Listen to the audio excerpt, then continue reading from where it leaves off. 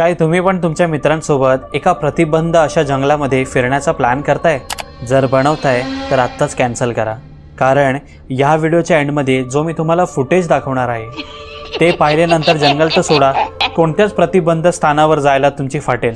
4 मित्र आपल्या घराजवळच्या जंगलामध्ये फिरायसाठी निघतात, ते सुद्धा संध्याकाळच्या वेळी। त्यांना त्या जंगलातून एका माणसाच्या रडण्याचा आवाज येतो आणि तो आवाज खूप वेळापासून लगातार येत असतो।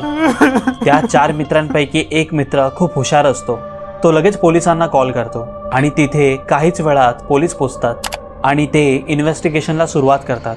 शेरिफ नावाचा इन्स्पेक्टर इन्व्हेस्टिगेट करता करता जंगलाच्या खूप आतपर्यंत जातो आणि काहीच पुढे गेल्यावर त्याला असं काही दिसतं जे खूप शॉकिंग होतं। व्हिडिओ तुमच्या समोर आहे।